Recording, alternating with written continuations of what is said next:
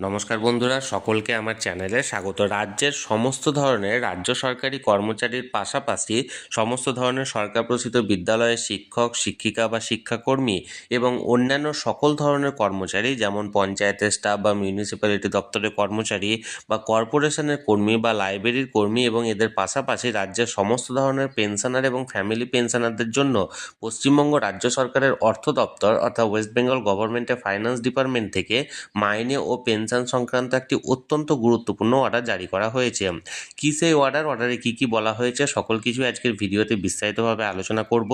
ভিডিওটি সকল ধরনের সরকারি কর্মচারী এবং পেনশনারদের জন্য অত্যন্ত গুরুত্বপূর্ণ, তাই প্রথম থেকে শেষ পর্যন্ত অবশ্যই ধৈর্য সহকারে দেখবেন এবং ভালো লেগে থাকলে অবশ্যই একটি লাইক করবেন এবং সকলের সঙ্গে শেয়ার করবেন। আর সেই সাথে এই চ্যানেলে যদি প্রথমবার হয়ে থাকেন এই রকমের ইনফরমেটিভ ভিডিও আরও দেখার জন্য যারা এখনও পর্যন্ত চ্যানেলটিকে সাবস্ক্রাইব করেননি তারা অবশ্যই চ্যানেলটিকে সাবস্ক্রাইব করে নিতে ভুলবেন না। তাহলে চলুন আমরা বিস্তারিত জেনে নিই। এই অর্ডারটি মূলত রাজ্যের সমস্ত ধরনের সরকারি কর্মচারী এবং সমস্ত ধরনের পেনশনার বা ফ্যামিলি পেনশনাররা তাদের জানুয়ারি মাসের স্যালারি বা পেনশনটি কবে নাগাদ হাতে পেতে চলেছেন অর্থাৎ অ্যাকাউন্টে পেতে চলেছেন সেই সংক্রান্ত। তাহলে চলুন অর্ডার অনুযায়ী কোন ধরনের সরকারি কর্মচারীরা কবে এই তাদের স্যালারিটা পাচ্ছেন আমরা বিস্তারিত জেনে নিই। সর্বপ্রথমে আমরা জানবো রাজ্যের সমস্ত ধরনের রাজ্য সরকারি কর্মচারীদের বিষয়ে। রাজ্যের সমস্ত ধরনের রাজ্য সরকারি কর্মচারীরা তারা তাদের জানুয়ারি মাসের স্যালারিটি পেতে চলেছেন আগামী 29শে জানুয়ারি বৃহস্পতিবারের দিন, অর্থাৎ আগামী 29শে জানুয়ারি বৃহস্পতিবার দিন তাদের অ্যাকাউন্টে ঢুকে যাবে তাদের জানুয়ারি মাসের মাইনেটি। এবার আমরা জানবো রাজ্যের সমস্ত ধরনের সরকার প্রসূত বিদ্যালয়ের শিক্ষক, শিক্ষিকা বা শিক্ষাকর্মীদের ব্যাপারে। রাজ্যের সমস্ত ধরনের সরকার প্রসূত বিদ্যালয়ের শিক্ষক, শিক্ষিকা বা শিক্ষাকর্মীরা তাদের জানুয়ারি মাসের স্যালারি পেতে চলেছেন ঠিক তার একদিন পরে, অর্থাৎ 30শে জানুয়ারি শুক্রবারের দিন।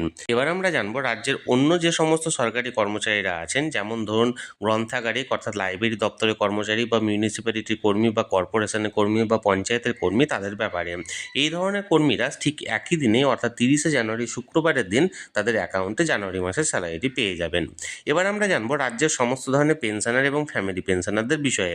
রাজ্যের সমস্ত ধরনের পেনশনার এবং ফ্যামিলি পেনশনাররা তারা তাদের জানুয়ারি মাসের পেনশনটি পেতে চলেছেন আগামী 2রা ফেব্রুয়ারি সোমবারের দিন। এবার রাজ্যের বিভিন্ন ধরনের এসএসকে, এমএসকে বিদ্যালয়ের শিক্ষক, শিক্ষিকা বা প্যারা টিচার বা যে সমস্ত কন্ট্রাকচুয়াল দপ্তরের কর্মীরা আছেন তারা ঠিক ওই একই দিনেই অর্থাৎ পেনশনারদের সঙ্গে আগামী 2রা ফেব্রুয়ারি সোমবারের দিন তাদের অ্যাকাউন্টে তাদের জানুয়ারি মাসের স্যালারিটি পেতে চলেছেন।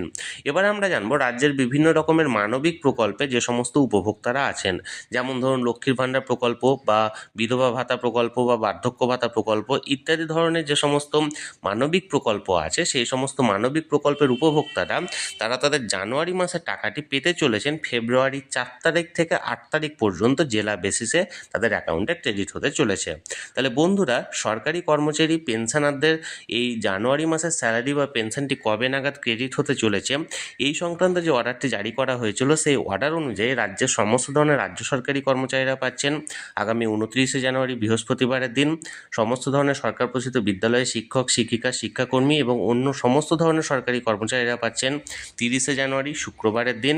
সমস্ত পেনশনাররা পেনশনটি পেতে চলেছেন আগামী 2রা ফেব্রুয়ারি। রাজ্যের সমস্ত ধরনের কন্ট্রাকচুয়াল কর্মী বা এসএসকে, এমএসকে বিদ্যালয়ের শিক্ষক, শিক্ষিকা বা প্যারা টিচাররা পেতে চলেছেন 2রা ফেব্রুয়ারি সোমবারের দিন। এবং যে সমস্ত মানবিক প্রকল্পের উপভোক্তারা আছেন তারা পেতে চলেছেন জেলা অনুযায়ী আগামী 4 ফেব্রুয়ারি থেকে 8 ফেব্রুয়ারির দিন। বন্ধুরা, এখানে রাজ্যের সমস্ত ধরনের সরকারি কর্মচারী এবং পেনশনারদের মাইনে এবং পেনশন সংক্রান্ত অর্থ দপ্তরের যে অর্ডারটি জারি করা হয়েছিল সেই অর্ডার অনুযায়ী আমি আপনাদেরকে বিস্তারিত জানানোর চেষ্টা করলাম। এই বিষয়ে যদি আপনাদের কোনো প্রশ্ন থাকে অবশ্যই কমেন্ট করুন, আর ভিডিওটি ভালো লেগে থাকলে অবশ্যই একটি লাইক করুন এবং সকলের সঙ্গে শেয়ার করুন। আর সেই সাথে এই চ্যানেলে যদি প্রথমবার হয়ে থাকেন এই রকমের ইনফরমেটিভ ভিডিও আরও দেখার জন্য যারা এখনও পর্যন্ত এই চ্যানেলটিকে সাবস্ক্রাইব করেননি তারা অবশ্যই চ্যানেলটিকে সাবস্ক্রাইব করে রাখুন। ধন্যবাদ, দেখা হচ্ছে পরের ভিডিওতে।